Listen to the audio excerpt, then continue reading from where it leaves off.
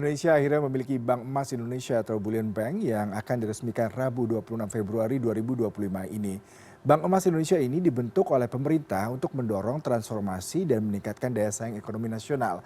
Lantas seberapa besar peran Bullion Bank untuk menyumbangkan dan memperluas ekosistem produksi emas dalam negeri? Telah hadir melalui sambungan Zoom pengamat ekonomi Ibrahim Asywabi. Selamat pagi Pak Ibrahim. Halo, selamat pagi Mas Yuda. Ya, ini sepertinya kabar baik ya Pak kalau kita melihat bahwasanya akhirnya Indonesia punya Bullion Bank dan diharapkan sistem ini bisa meningkatkan ekosistem industri terutama mineral dan emas di Indonesia memang potensinya cukup tinggi. Bahkan di tahun 2024 kemarin harga emas di Indonesia itu melonjak sampai 32% dan permintaannya juga sangat tinggi. Bagaimana Bapak melihat kehadiran Bullion Bank ini dalam sistem keuangan Indonesia Pak? Ya, halo Mas Yuda. Mungkin saya akan sedikit membahas tentang kenapa sih kok Bullion Bank itu dibentuk. Ya, tahun 2008 ini sebenarnya Bullion Bank itu sudah dibentukkan di masa pemerintahan SBY.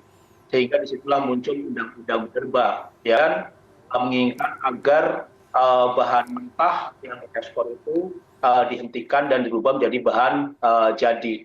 Nah, semua komoditas sudah memiliki smelter, cuma tinggal tembaga. Ya, waktu itu emas di Freeport, karena Freeport sendiri saat itu belum diakuisisi 51% oleh pemerintah.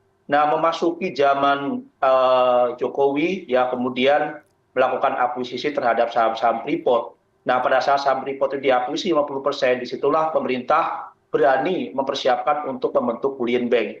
Karena apa? Ada kemungkinan besar pemerintah akan membuat smelter. Nah, smelter ini sudah terbentuk di Gresik. Nah, sehingga yang dulunya smelter Freeport itu ada di Amerika, setelah Freeport dikuasai mayoritas oleh pemerintah, kemudian Freeport membangun smelter di Gresik. Nah, kita lihat juga di Gresik ini bisa menampung dalam 1 tahun itu 60 ton. Nah, ini yang cukup menarik. Nah, di bulan Februari ini, di awal Februari, ya Freeport di smelter Gresik itu sudah melakukan ini pengiriman ya terhadap Antam. Ini yang membuat pemerintah pede dengan pembentukan Bullion Bank karena sudah ada underlying, ya sudah ada smelternya, dan ini pun juga yang digadang-gadang oleh pemerintah. Karena apa? Saat ini pemerintah tidak pernah memiliki neraca perdagangan, ya neraca untuk logam mulia, hanya tonase. Dengan dibentuknya Bullion Bank ini, pemerintah bisa melihat berapa cadangan emas Indonesia, dan ini mungkin nantinya bisa masuk dalam 15 besar ya cadangan emas dunia. Ini yang membuat pemerintah begitu proaktif ya untuk membangun Bullion Bank ya dan meresmikannya di pemerintahan Prabowo Gibran. Nah, apa sih yang manfaat dari Bullion Bank ini? Ya, masyarakat ini akan kembali melakukan menabung, ya melakukan deposito berupa Bullion Bank yang sebelumnya kalau kita memiliki emas logam mulia di bank itu harus menyewa berangkas, sekarang sudah tidak lagi. Artinya apa? Bahwa di masa pemerintahan saat ini, kondisi ekonomi global yang tak menentu, perang dagang sudah dimulai oleh Trump terhadap Tiongkok dan negara-negara lain, inflasi tinggi. Ini kesempatan terbaik bagi pemerintah untuk meresmikan Bullion Bank. Karena apa? Masyarakat pun juga, walaupun tadi saya lihat bahwa masyarakat banyak yang belum tahu tentang Bullion Bank, ini sebenarnya permasalahan sosialisasi. Kalau sosialisasi pemerintah terus menggema ya dari kota sampai desa, kemungkinan besar masyarakat secara luas itu akan tahu tentang Bullion Bank. Nah, ini yang perlu disosialisasikan oleh pemerintah, terutama adalah bank-bank. Ya, di sini ada Bank Syariah, ya Mandiri, kemudian BRI, kemudian Pegadaian, Antam harus memberikan satu informasi yang jelas tentang Bullion Bank, apa manfaatnya, ya tujuannya apa bagi masyarakat. Karena masyarakat saat ini gemar ya untuk melakukan pembelian baik logam mulia maupun emas perhiasan. Bagi pemerintah sendiri ya, ini pasti akan mengangkat pertumbuhan ekonomi. Karena apa? Pemerintah mencanangkan pertumbuhan ekonomi 8%. Nah, salah satunya bisa saja dari Bullion Bank ini akan membuat masyarakat itu gemar untuk menabung, ya karena kita melihat bahwa masyarakat-masyarakat tradisional, ya walaupun belum ada bullion bank belum ada, masyarakat itu terus melakukan pembelian terhadap emas perhiasan, terutama 24 karat, kemudian logam mulia. Tujuannya apa? Mereka tahu bahwa emas ini setiap tahun ini pasti akan mengalami kenaikan yang cukup signifikan. Sehingga apa? Mereka berbondong-bondong ya itu membeli emas perhiasan atau logam mulia sebagai investasinya. Yang walaupun mereka tahu bahwa fluktuasi harga emas dunia ini bisa saja hari ini mengalami kenaikan, besok mengalami penurunan, tetapi bagi masyarakat yang penting ada barangnya.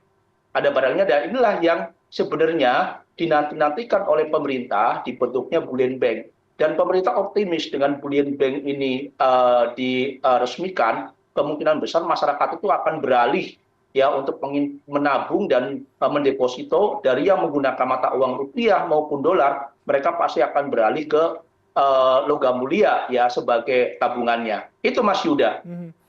Pak Ibrahim, kalau kita bicara mengenai pemaparan Bapak tadi semuanya terkesan sangat positif dan optimistis sih Pak, terutama terkait dengan bagaimana pertumbuhannya. Tetapi kalau bicara mengenai bullion bank ini pertama kali baru di Indonesia. Bagaimana tadi meningkatkan awareness, kemudian juga kepercayaan publik itu penting, terutama kalau kita bicara mengenai penegakan hukum dan transparansinya Pak. Lalu apa saja tantangannya dihadapi Pak oleh bullion bank Indonesia ke depannya mengingat ini memang baru pertama kali dan masyarakat masih awam terkait hal ini Pak? Ya, memang tantangan bagi masyarakat ini perlu ada satu sosialisasi yang masif ya bagi pemerintah, terutama di sini adalah perbankan dan pegadaian mengenai tentang bullion bank. Karena biasanya pada saat bullion bank ini diresmikan, ini banyak oknum-oknum yang mengatasnamakan bullion bank yang bekerja sama dengan bank, yang mengatasnamakan pribadi, mereka sosialisasinya lebih tinggi ya di masyarakat. Mereka mempromosikannya lebih tinggi di masyarakatnya sehingga apa banyak masyarakat yang di bawah bukan mengenalnya bullion bank-nya tapi mengenal dari orang-orang dari oknum-oknum nah yang mereka memanfaatkan situasi ini. Nah ini yang seharusnya pemerintah terus mendengungkan ya tentang masalah bullion bank.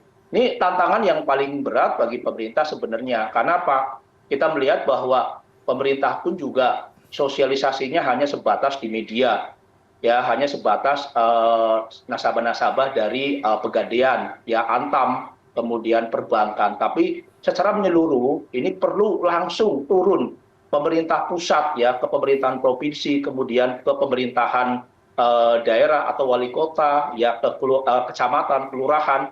Itu harus ya mereka lakukan. Karena Pak tantangan terberat kalau seandainya bullion bank ini sudah dibangun, kemudian masyarakat pun juga belum mengetahui secara pasti ini sangat sulit sekali bagi masyarakat untuk melakukan tabungan. Saya sering melakukan komunikasi ya konsultasi dengan saya tentang masalah bullion bank ya. Saya jelaskan bahwa bullion bank itu bagus ya bagi masyarakat. Karena apa? Emas ini selalu mengikuti ini inflasi di atas inflasi sehingga apa? Sehingga setiap tahun dana ini akan terus mengalami kenaikan berbeda dengan kalau kita menabung dengan menggunakan mata uang rupiah. Nah, kalau masyarakat ini yang saya memberikan konsultasi, kemudian mereka menyebarkan terhadap masyarakat, ya ini pun juga cukup bagus. Ya karena apa? Kita harus ingat, Mas Yuda, bahwa masyarakat yang gemar melakukan investasi, yang menabung emas itu adalah di kota-kota kecil dan di pedesaan. Yang mereka bekerja keras, kemudian mereka menitipkan emas perhiasan atau logam mulia ke perbankan tujuannya adalah untuk apa? Pertama adalah untuk anaknya yang melanjutkan pendidikan. Yang kedua biasanya adalah untuk biaya untuk haji. Nah ini yang terjadi sampai saat ini karena saya sendiri pun juga dulu orang tua saya seperti itu. Jadi mereka adalah membeli emas ya perhiasan ya untuk apa? Ya untuk persiapan untuk berangkat haji. Karena pada saat udah tahun berikutnya harganya naik, nah itu bisa dijadikan sebagai alat pembayaran ya untuk melunasi di perbankan untuk haji. Nah ini yang harus disosialisasikan ya terhadap masyarakat. Masyarakat kota yang begitu masih bekerja ya yang istilahnya sulit untuk melakukan melihat di internet tentang masalah bullion bank ya mungkin saja mereka kurang mengenal tentang bullion bank. Karena apa? Mereka dari pagi berangkat, ya kemudian sore pulang, mereka sudah capek, dan mereka hanya mempunyai prinsip saya bekerja, kemudian saya digaji. Nah, kalau ada sosialisasi di wilayahnya sendiri, misal ya di kelurahan, di RT, di RW, ya ini akan membuat masyarakat lebih tertarik lagi. Karena biasanya di tingkat rukun warga, rukun tetangga, itu lebih dahsyat ya untuk melakukan sosialisasi dibandingkan pemerintahan pusat. Nah, ini pemerintahan pusat harus bekerja sama dengan pemerintahan provinsi, ya kemudian kabupaten, kemudian RW, ya kecamatan, kelurahan, dan RT RW. RW RT ini yang paling manjur sebenarnya, dan ini pun juga tidak terlalu besar untuk biaya sosialisasi. Nah, tinggal bagaimana masyarakat, ya bagaimana pemerintah untuk menindaklanjuti apa yang tadi saya sebutkan. Itu Mas Yuda. Iya, Pak Ibrahim singkat saja mengenai prospek Pak. Kita ketahui di pada kuartal ketiga tahun lalu kebutuhan emas sendiri mencapai 12,7 ton dan itu terus meningkat, harganya juga semakin prospektif sebagai safe haven. Bagaimana Anda melihat investasi emas di Indonesia buat kedepannya dengan kehadiran Bullion Bank ini Pak? Singkat saja Pak. Ya, jadi kalau saya lihat bahwa investasi emas saat ini cukup luar biasa, ya cukup tinggi, ya karena kondisi fluktuasi harga yang terus mengalami kenaikan, ya bahkan kemungkinan akan menyentuh di level 3.000 dolar per troy ounce, kemudian rupiah pun juga terus mengalami pelemahan, sehingga harga logam mulia ini terus mengalami kenaikan. Nah, kenaikan harga logam mulia disebabkan oleh eh, mata uang rupiah yang terus melemah. Ini dijadikan sebagai alasan ya bagi masyarakat untuk melakukan tabungan maupun deposito. Tapi saya lihat bahwa kemungkinan besar masyarakat di Bullion Bank itu kebanyakan akan melakukan deposito, Mas Yuda. Mhm, baik. Karena deposito ini jelas, bunganya juga jelas, ya. Kemudian pada saat mereka jatuh tempo pun juga kalau seandainya dipotong dengan biaya-biaya ini pun juga masih cukup tinggi. Nah, ini yang cukup menarik. Kemudian yang kedua, kita melihat bahwa prospek untuk logam mulia di Indonesia pasca smelter ya sudah dibangun di Gresik, ya kemungkinan besar terus akan mengalami peningkatannya cukup signifikan. Sehingga Pak, impor-impor logam mulia maupun emas perhiasan kemungkinan besar akan berkurang. Nah, berkurangnya impor-impor logam mulia maupun emas perhiasan dari luar negeri ke Indonesia, ini kemungkinan besar akan berdampak positif ya terhadap pertumbuhan ekonomi. Karena apa? Masyarakat di Indonesia, pengusaha-pengusaha di Indonesia, mereka semua bisa melakukan ya pembuatan-pembuatan untuk emas perhiasan dan lainnya. Ini akan menambah juga untuk tenaga kerja. Nah, ini yang sehingga Pak, neraca perdagangan Indonesia ini akan terus positif ke depannya. Itu Mas Yuda. Baik Pak Ibrahim, terima kasih atas perbincangannya. Salam sehat selalu.